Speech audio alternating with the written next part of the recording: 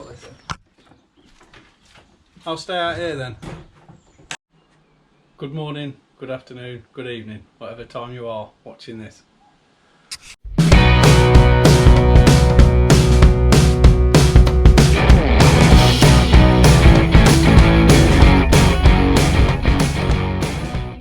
So I made the first video I made on this engine swap. I talked about drive shafts, and they were going to be, well, they've got the potential to be quite expensive. So I was talking about that, and a guy who I've spoken to through comments and whatnot before got in touch. And I follow him on Instagram, and he follows me on Instagram. He's got a Clubman Estate. His Instagram's CKS Clubby Estate. I'll stick a link in the description below so you can go and check it out. And he got in touch and said he could help me out with the dry shafts. So this is what we've come up with.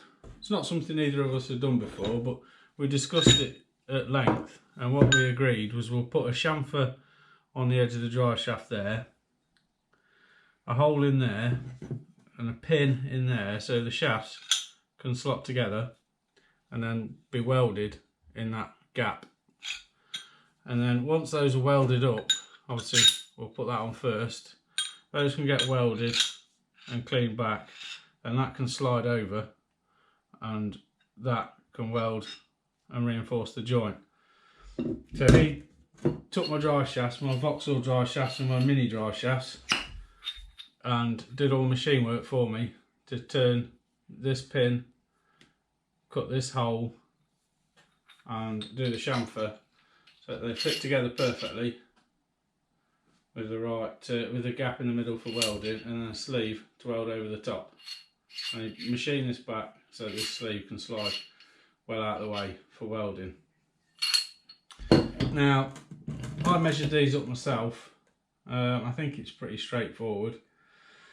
So once they're welded up, I should be able to just stick them in each CV joint at each end. So I'm not gonna weld them myself. I'm gonna give them to a friend who's a qualified welder.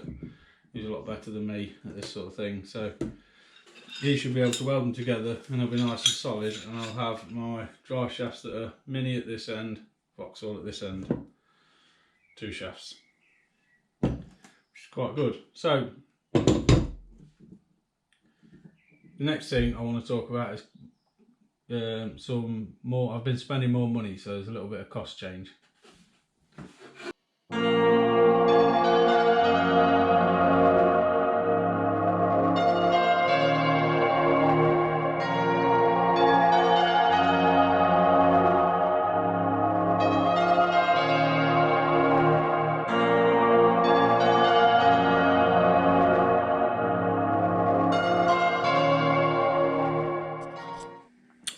So what have I been doing on the car? Not really a great deal.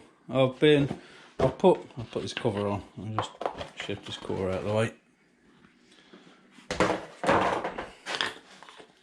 So I've started putting things back on it. So I've got the wiring loom on, got all that connected, coil packs in, ECU's mounted again, and I've just been plugging stuff in. That's not plugged in.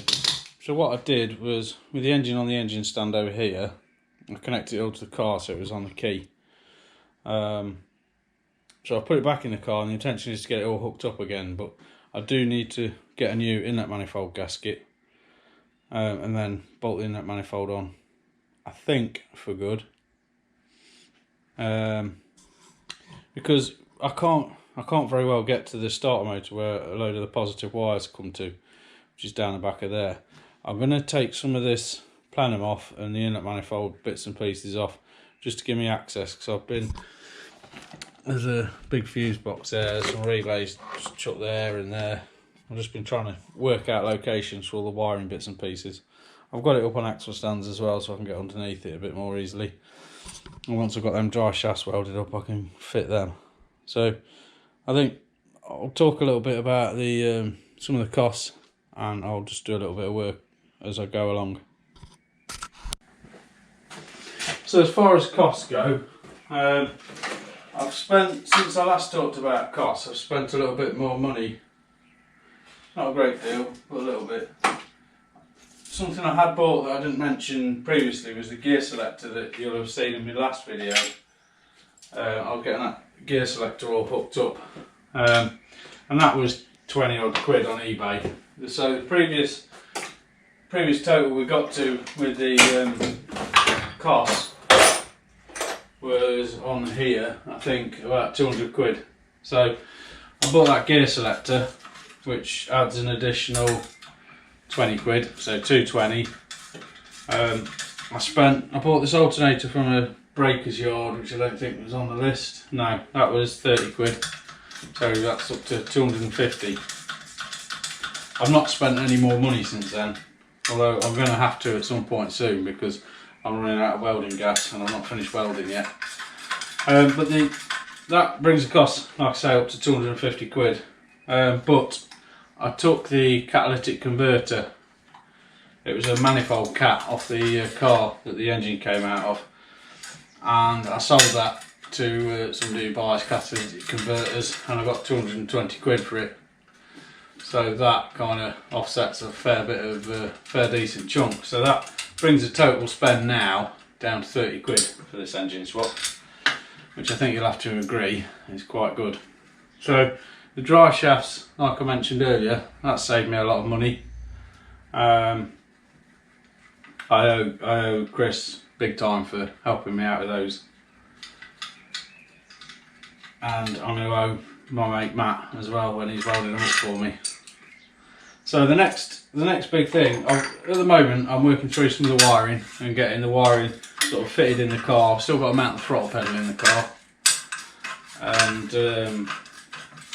I've still got to block up the hole under the gear lever. Get all the wiring worked out and mounted, connected up. I need to buy one relay, and once I've sorted the wiring out, I can start looking at the fuel system and the exhaust system. Now, fuel system, my friend Alex has got a fuel tank for me. Alex Hart, DJSC, go check out his channel. He's got a fuel tank for me, so I need to run an extra fuel line to the back of the car. It's an SPI tank, so I need to swap the pump. It's got an in-tank pump, so I'll swap that out for one more suited for this engine. Run the lines. I need to put a filter in somewhere, and this wire here needs to run all the way to the back of the car, because when the ignition comes on and start cranking, that goes live to power the fuel pump. So that needs to run to the back of the car for when I've got the tank fitted, and then the fuel pump will earth just somewhere in the boot. Just find a store door. Might as well could always go to the negative of the battery or something, can't it? So yeah, that should be pretty straightforward. I'm going to stick on the time lapse now because I'm running out of things to talk about.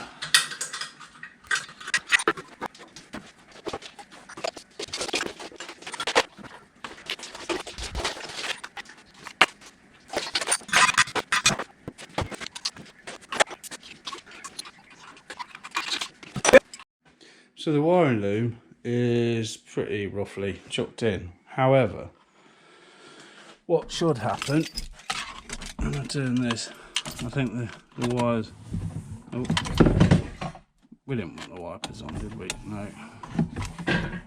Stuff falling off now. We haven't got the oil pressure light or the battery light, which is annoying. Right. Right, I've just realised I've not plugged some stuff in. Right, ignition on, got those two lights, and we should crank. That's good news, isn't it?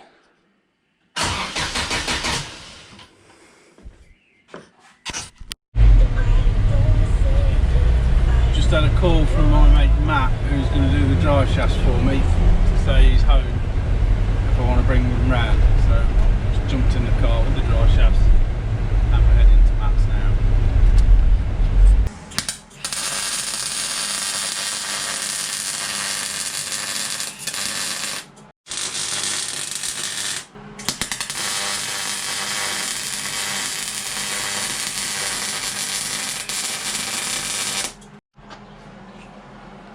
Let's have a little look.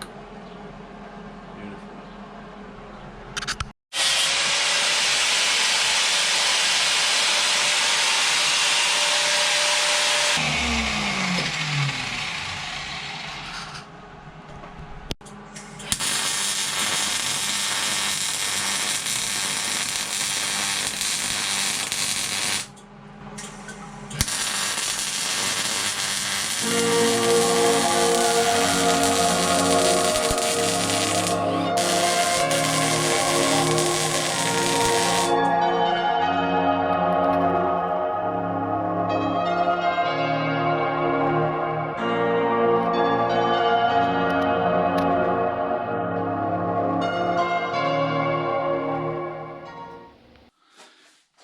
as you will have undoubtedly seen, the drive shafts are all welded up and all complete, which is good news.